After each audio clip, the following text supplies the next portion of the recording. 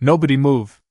The words came from Maria Bennett just as the executive elevator opened, but by then it was already too late.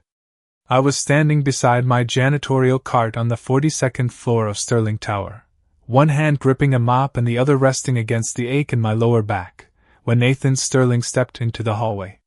For 6 months, I had imagined seeing him again in 100 different ways. None of those imaginary reunions involved me wearing a gray maintenance uniform at nearly 10 o'clock at night with our child visibly growing beneath it. Nathan stopped. So did everyone else. Grace Miller stood beside the conference room holding a tablet against her chest.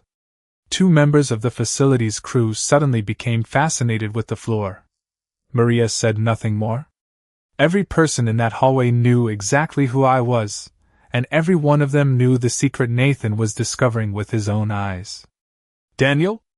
His voice sounded different from the one I remembered, quieter and stripped of the confidence that usually made entire boardrooms listen.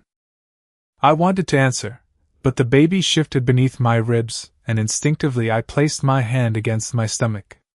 Nathan's eyes followed the movement. The color drained from his face. His gaze moved from my hand to my stomach, then back to my face. I watched the realization arrive before he managed another word. 6 months earlier, I had not been cleaning Nathan Sterling's executive floor. I had belonged there.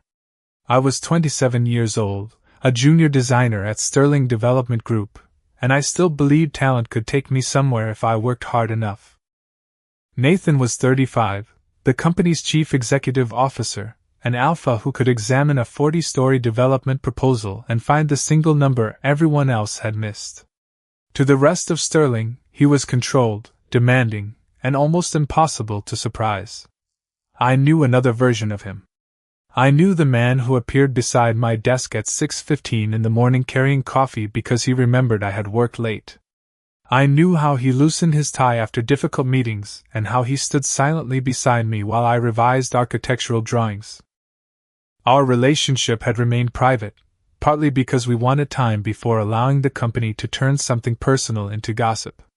At least, that was what I believed. Nathan told me privacy was temporary. He said that when the merger negotiations were finished, we would stop hiding.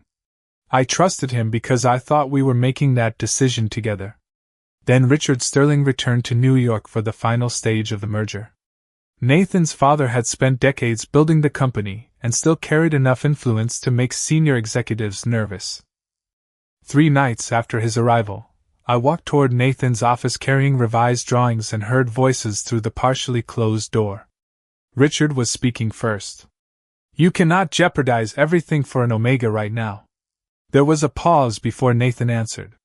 "Daniel is a complication I will handle." I never heard what came next. I did not stay long enough. That single sentence followed me out of Sterling Tower, out of Nathan's life, and eventually into a doctor's office where I learned I was pregnant. Now, 6 months later, I stood beneath the same corporate lights while Nathan stared at the child he had never known existed. His eyes moved toward Grace, then Maria, then the silent employees around us. Understanding changed his expression again. He was not only realizing that I was pregnant. He was realizing everyone on his floor had known before he did. I had not planned to disappear from Nathan's life. I had planned to go home that night, sleep badly, and confront him the next morning when I could trust myself to speak without letting humiliation choose my words. Instead, I spent most of the night sitting at my kitchen table with my employee badge beside a cold cup of coffee, replaying that sentence until every good memory between us began to feel questionable. Daniel is a complication I will handle. By sunrise, I had convinced myself I finally understood why Nathan had insisted on privacy. The merger was worth hundreds of millions of dollars. His father had returned specifically to protect it. I was a junior designer from a middle-class family in Ohio who had earned my position through scholarships, internships, and years of exhausting work. Nathan was a Sterling. His last name was carved into the lobby wall. The difference between us had never frightened me until I realized he might see it too. At 7:30 that morning, I emailed my resignation to Human Resources. Nathan called 11 minutes later. I watched his name appear on my phone and let it ring. He called again. Then Grace called. I answered neither. It was not brave, but at that moment I had no interest in hearing a polished explanation about timing, shareholders, or why our relationship needed to remain invisible for just a little longer. I packed 2 suitcases and drove to my cousin's apartment outside Philadelphia, where I stayed while searching for work. 3 weeks later, exhaustion and morning nausea sent me to a neighborhood clinic. I expected stress. Instead, the doctor smiled gently and told me I was pregnant. I remember staring at the ceiling for several seconds because the news somehow made the room feel both enormous and impossibly small. My first instinct was to call Nathan. I even opened his contact. Then I saw the unanswered messages beneath his name. Some were angry, some worried, and eventually they became simple. Please tell me you are safe. Let me explain. Daniel, please call me. I almost did. But fear had already built a story stronger than curiosity. If Nathan considered me a complication before a baby existed, what would he call us now? So I stayed silent. My savings lasted longer than I expected, but pregnancy changed what jobs I could comfortably manage, and freelance design work was inconsistent. When my cousin relocated for work, I rented a small studio in Queens. By the 5th month, I needed stable income and health coverage badly enough to stop caring about pride. A facilities contractor offered me an evening janitorial position with benefits. I accepted before asking which building I would be assigned to. When the supervisor gave me the address, I nearly laughed. Sterling Tower. On my first night, Maria Bennett recognized me before I finished signing the shift paperwork. She looked at my face, then at my stomach, and quietly closed her office door. Does Mr. Sterling know?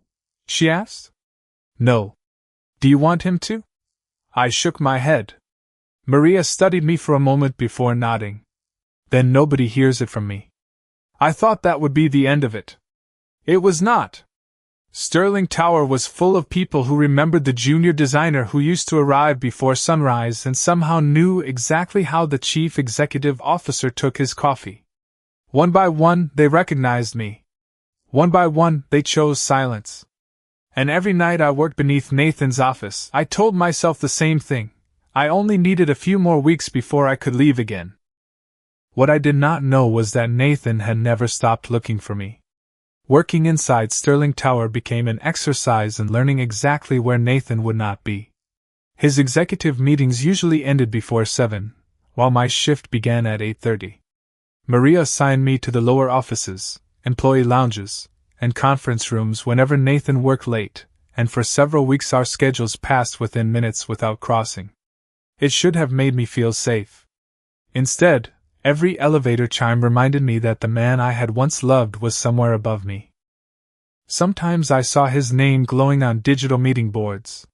Sometimes I passed architectural models from projects we had discussed together. The strangest reminder was on the 36th floor, where one of my old concept drawings still hung behind glass. My initials remained in the lower corner. I cleaned that glass every Tuesday night. The first time, I stood there longer than necessary, remembering the morning Nathan had leaned over my desk and told me the design was better than anything the senior team had proposed. Back then, I thought he saw me as someone capable of building a future beside him. Now I pushed a cleaning cart past the same drawing and reminded myself that survival was not humiliation. Honest work was honest work. I was earning my rent, keeping my medical coverage, and preparing for a child who depended on me. By the 6th month of my pregnancy, however, hiding became harder. My uniform was loose, but no uniform could disguise the way I moved more carefully or paused when the baby shifted. Grace discovered me on a Thursday night when she came down to the 32nd floor looking for a misplaced contract. She stepped around a corner, saw me replacing supplies near the copy room, and froze. Daniel? I closed my eyes for half a second. Please do not call him. Her gaze dropped toward my stomach before returning immediately to my face. Nathan has been looking for you for months. I know. Do you? Her voice softened. He called hospitals when you disappeared. He contacted your old coworkers. He even asked me to find your cousin. That information unsettled me more than I wanted to admit. That does not change what I heard. Maybe not. But you should know he did not simply move on. I rested one hand against the cart. Grace, I am asking you as myself, not as his Omega or your former coworker. Please let me decide when he learns where I am. She studied me for several seconds, then nodded. All right. After that, the circle of silence became deliberate. Grace quietly removed the executive floor from my regular rotation. Maria scheduled extra breaks without making me feel incapable. A security officer named Thomas started leaving a chair near the service desk because he noticed I sometimes needed to sit. Nobody treated me like a secret belonging to Nathan. They treated the information as mine. That distinction mattered. Nathan, meanwhile, came closer without knowing it. Twice I entered the service elevator less than a minute before he crossed the lobby. Once I heard his voice around a corner, and waited inside a supply room until his footsteps disappeared. Then, one rainy Monday evening, I was cleaning a conference room when I noticed something on the table, a printed photograph from an old development presentation. Nathan stood beside the architectural model, and I was visible behind him, smiling at something outside the frame. I stared at it until the baby moved. Your father used to smile more, I whispered. The words escaped before I could stop them. For the first time, I realized I had said father instead of Nathan. And suddenly the secret I had protected for months felt much heavier. After that night, I started wondering whether silence was still protecting me or simply postponing a conversation I was afraid to have. I did not suddenly decide Nathan deserved an explanation. I only began admitting that our child would eventually deserve answers about him. For the next 2 weeks, I carried that thought through every shift. Sterling Tower seemed determined to make avoiding Nathan harder. The merger had entered its final stage, which meant executive meetings stretched later into the evening. Nathan began leaving after 9 instead of 7, forcing Maria to rearrange my assignments, almost daily. Grace warned me whenever his schedule changed, but even she could not predict everything. One evening, Nathan unexpectedly came down to the 34th floor while I was inside the service elevator. The doors began closing just as he appeared at the far end of the hallway. I saw him for less than 3 seconds. He was wearing a dark suit, carrying his laptop, and speaking to another executive. He looked thinner than I remembered. The elevator doors closed before he turned toward me. I spent the entire ride downstairs wondering why that detail bothered me. The following night, Grace found me taking my break near the facilities office. He asked about you again today, she said. My stomach tightened. Why? Not you specifically. He found an old project folder with your drawings and asked whether anyone had heard from you. I looked down at the bottle of water in my hands. What did you say? The truth. I told him I could not answer that question for you. I looked up sharply. He knows you know something? He suspects I do. Grace. I did not tell him where you are. She sat across from me. But Daniel, you need to understand something. Everyone here is keeping your confidence because you asked us to. That does not mean we can make this decision forever. I knew she was right. The baby was due in less than 3 months. Eventually there would be paperwork, appointments, emergencies, and questions I could not solve by hiding behind a service elevator. Still, I needed the choice to remain mine. Give me until the end of the month, I said. Grace nodded. Then you tell him yourself. Maybe. That is not what you just said. I almost smiled. You were always annoying. Occupational requirement. 3 days later, a heavy storm rolled across Manhattan just before evening rush hour. Rain hammered the windows, traffic backed up for blocks, and several employees remained inside Sterling Tower rather than attempt the commute. Around 9:15, a plumbing problem near the executive pantry sent water across part of the 42nd floor hallway. Maria called facilities. I need 2 people upstairs. I stared at her. She hesitated. Nathan is still in a board meeting. They are scheduled until 11. I could have refused, but my shift ended at 10:30, and the problem was straightforward. I will go. Maria sent another employee with me. We took the service elevator upstairs and began working. For nearly 40 minutes, nothing happened. Then Grace emerged from the conference room. The expression on her face made me stop. The meeting ended early. Before I could move, the executive elevator chimed. Its doors opened. Nathan stepped into the hallway. That was the moment the past finally caught me. He said my name. I stood slowly, and my loose uniform shifted across my stomach. Nathan saw everything. His face changed, but he did not approach me.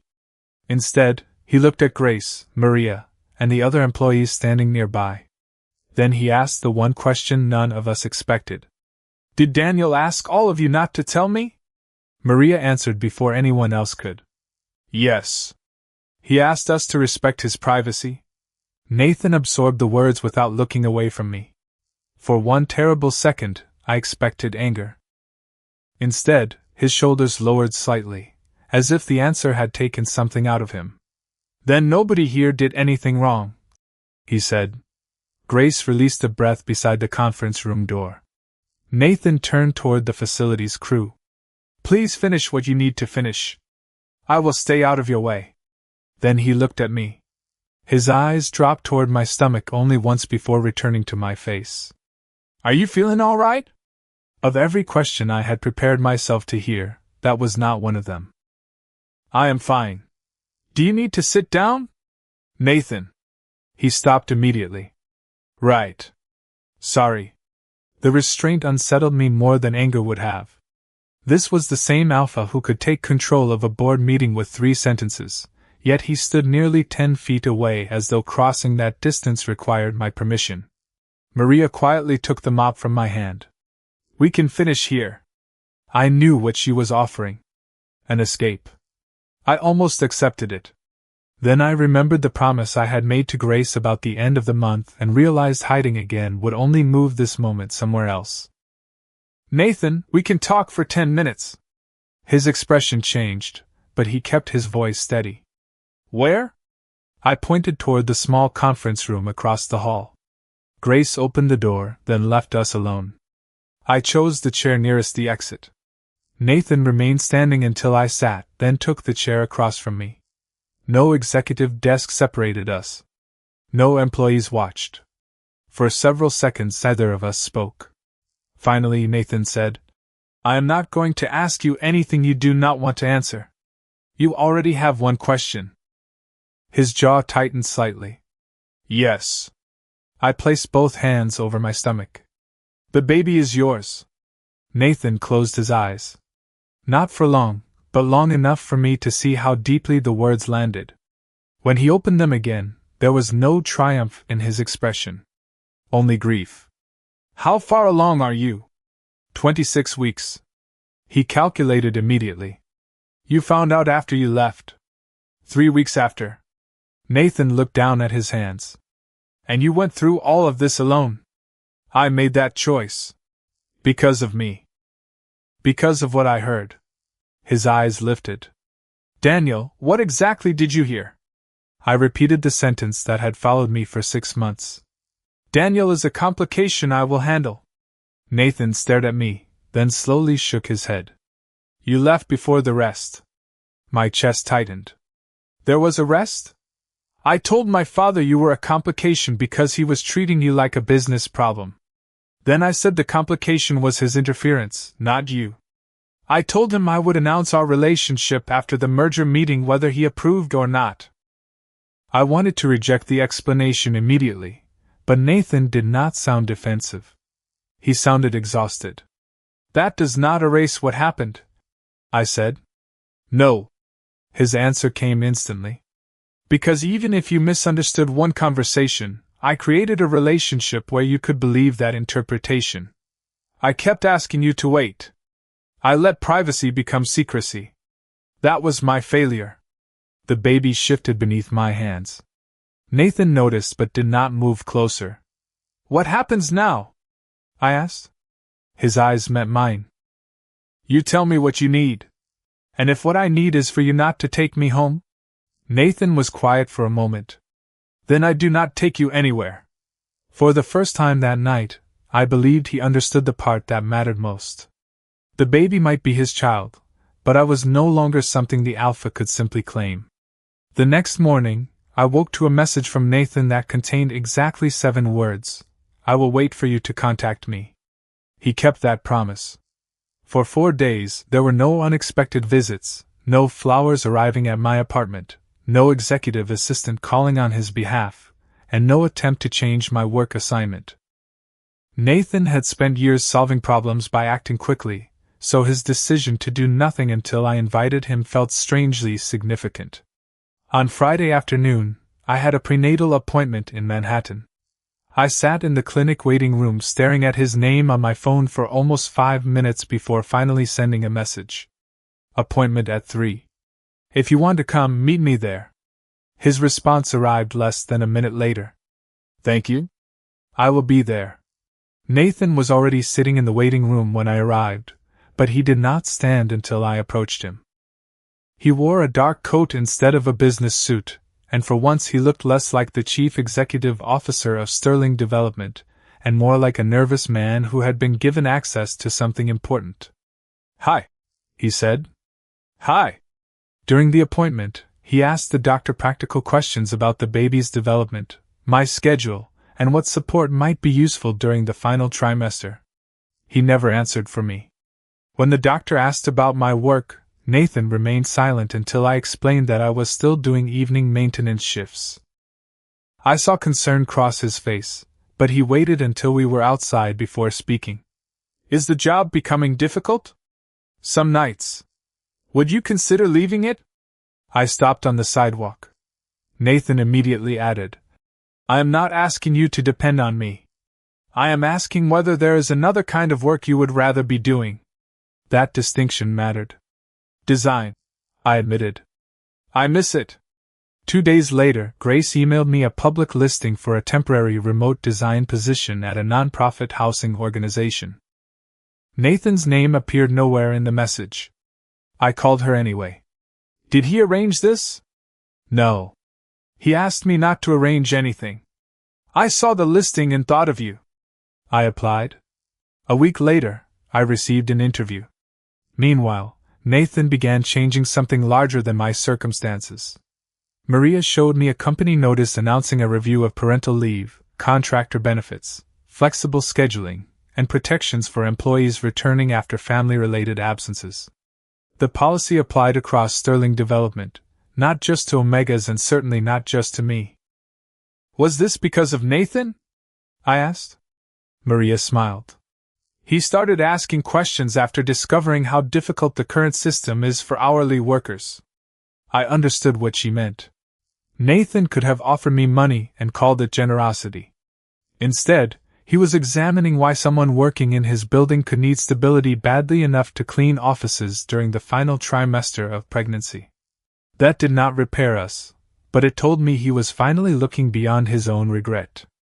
The following Thursday, I invited him to dinner at a small restaurant near my apartment. Halfway through the meal, Nathan placed his fork down. My father wants to meet with you. My stomach tightened. Why? He says he owes you an apology. And what do you say?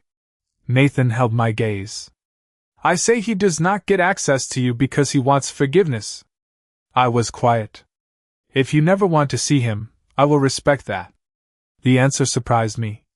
6 months earlier, Nathan had organized his life around obligations to Sterling and his father.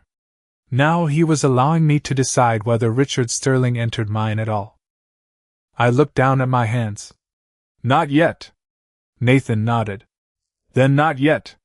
Beneath the table, the baby moved again, and this time I smiled before I could stop myself. Nathan noticed. He did not ask to touch my stomach. He simply smiled too. That was when I realized he was learning the difference between being the baby's father and earning his way back into my life. By the time I reached 30 weeks, Nathan had become part of my routine without taking control of it. He came to appointments when I invited him, sent one message each morning instead of 10, and never appeared at my apartment without asking first. More surprisingly, he began spending time on the floors of Sterling Tower he had barely noticed before. Maria told me he had attended meetings with facilities employees, security staff, administrative assistants, and hourly contractors to understand which company policies looked generous on paper but failed people in ordinary life. The revised parental leave proposal became 12 weeks of paid family leave for eligible employees, with expanded scheduling protections and clearer benefits for qualifying contractors. Nathan did not announce that the changes were inspired by me. He simply fixed what he could. Meanwhile, I received the remote design position with the nonprofit housing organization. It paid less than my old sterling salary, but the first morning I opened a design program instead of pushing a janitorial cart, I felt as though some forgotten part of myself had returned. I gave Maria 2 weeks' notice. On my final evening shift, she handed me a small envelope containing a card signed by the facilities team. Every message said some version of the same thing: "You are never invisible here." I had to look away for a moment before thanking them. Nathan arrived downstairs shortly before my shift ended, but he waited near the lobby instead of coming into the facilities area. I found him standing beside one of Sterling Tower's architectural models. "Grace told me you got the design job," he said. "I did. Congratulations. You sound surprised." "I am trying not to sound proud enough to annoy you." I laughed before I could stop myself. It was the first easy laugh we had shared since before I left. Then Nathan's expression grew serious. "There is something I need to tell you." I waited. "My father stepped down from the advisory committee this morning." "Because of me?" "Because of me." Nathan looked toward the lobby windows. "I spent years telling myself I could keep my personal life separate from his expectations. What I actually did was let his expectations decide how much of my life I was willing to defend publicly." I understood immediately that he was not asking me to praise him. "Did he fight you on it?" "He disagreed. I told him the decision was final." "That must have been difficult." "It should have happened years ago." We stood quietly while employees crossed the lobby around us. Then the baby shifted hard enough to make me stop mid-breath. Nathan's eyes immediately filled with concern. "Are you all right?" "Yes." "Apparently someone has opinions about my dinner." He smiled. For several seconds, I considered something I had not allowed before. "Give me your hand." Nathan looked surprised but obeyed. I guided his palm gently against the side of my stomach. We waited. Another movement came a few seconds later. Nathan became completely still. His eyes lifted to mine, shining with an emotion he did not try to hide. "That is our baby," he whispered. "Yes." His hand remained where I had placed it, but he made no attempt to move closer. That mattered more than he probably understood. When I finally lowered his hand, Nathan stepped back. "Thank you? Not mine. Not my heir. Not my omega. Thank you?" As we walked toward the elevators, I realized I no longer feared being beside him.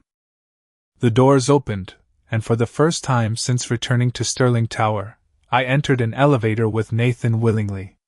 But when he asked whether I wanted him to come upstairs with me after he drove me home, I shook my head. "Not tonight." Nathan nodded. "All right." I smiled slightly. Trust was returning, but I was beginning to understand that forgiveness did not require rushing toward the life we once imagined. We were building something different now, one choice at a time. At 34 weeks, my life looked nothing like the one I had imagined when I first learned I was pregnant, but for the first time, that did not frighten me.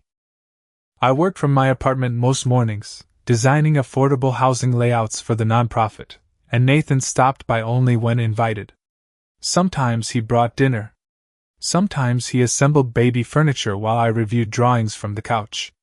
Once, after spending 40 minutes studying the instructions for a crib, he admitted that managing a billion-dollar development portfolio had apparently failed to prepare him for 12 wooden pieces and a bag of screws.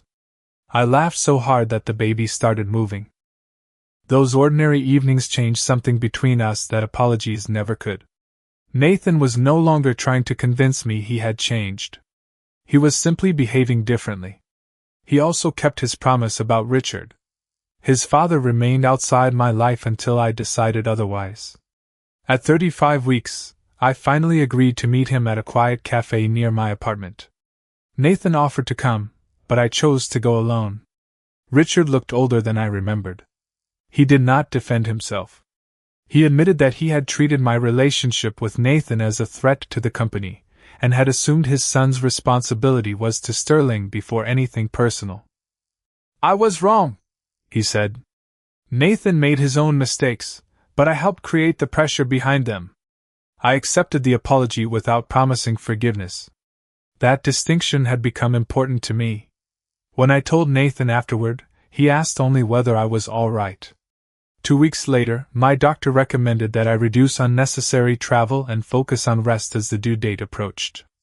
Nathan immediately offered his penthouse because it was closer to the hospital, then added, "That is an option, not a request." I stayed in my apartment. He accepted the answer. At 38 weeks, I woke before dawn with steady contractions. I called the hospital first, then Nathan. He answered immediately. "Tell me what you need." "A ride." "I am coming." 20 minutes later, he was downstairs.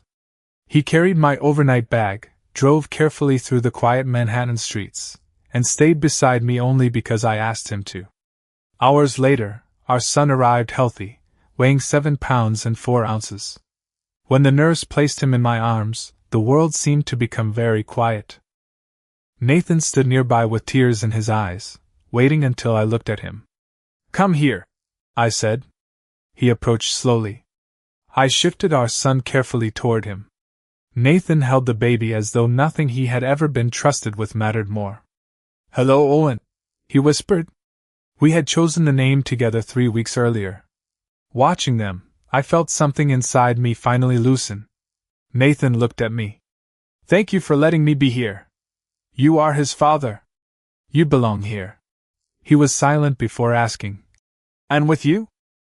Months earlier, I might have answered from fear, anger, or loneliness.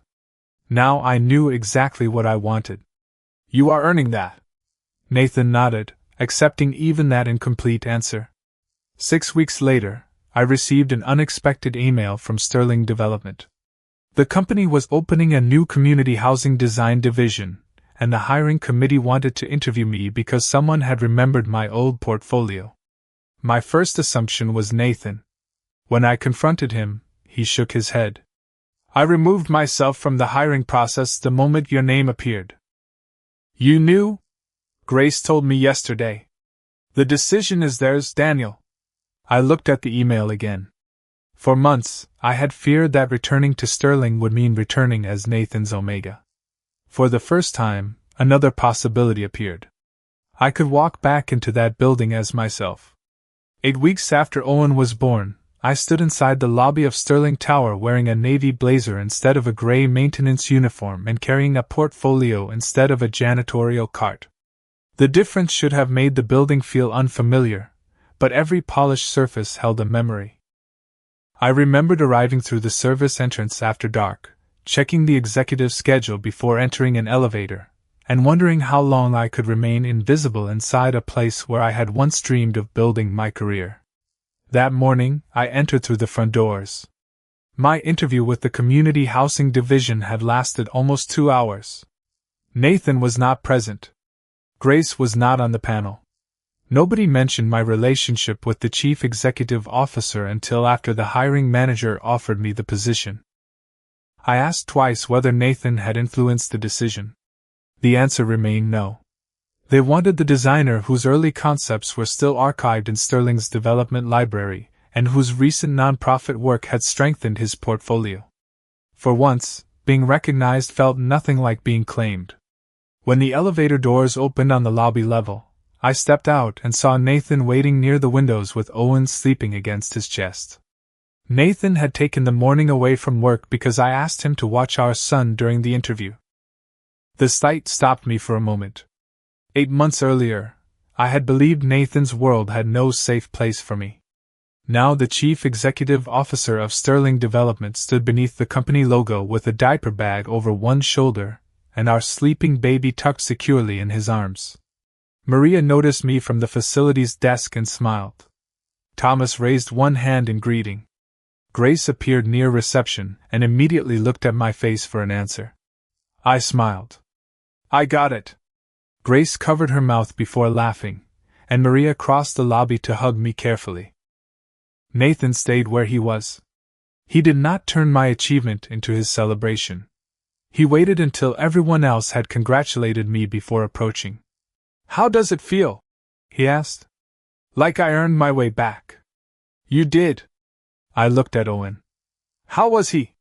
He slept for 23 minutes, rejected one bottle, accepted another, and spent 10 minutes staring at a ceiling light as if he was evaluating the electrical design. Definitely your son. Nathan smiled. Then his expression softened. Daniel, there's something I want to ask, but you can say no. Months ago, those words would have frightened me. Now they made me listen. Go ahead. Would you have dinner with me Friday? I raised an eyebrow. We have dinner together all the time. Not as Owen's parents. Not because there is an appointment or something to assemble. I mean a date. I looked at the man who had once asked me to wait, while his corporate world decided when our relationship could exist openly. This time, he was asking instead of deciding. Friday works. Nathan's smile was quiet but unmistakable. I reached for Owen, and Nathan carefully transferred him into my arms. Then the three of us crossed the lobby together. Nobody whispered. Nobody looked away. Nobody needed to protect my secret anymore. At the elevators, Nathan reached toward the button but paused. Your floor or mine? I smiled at the question. Mine. I start Monday. He pressed the button for the new design division. When the doors opened, I stepped inside first. Nathan followed with the diaper bag, walking beside me rather than leading me anywhere. Months earlier, an elevator door had opened and exposed the life I had been hiding. Now another opened onto a life I had chosen for myself. I was a father, a designer, an omega, and maybe, when I was ready, Nathan's partner again. None of those identities erased the others. As the doors closed, Nathan reached for my free hand and waited. I took his. This time, there was nothing left to hide.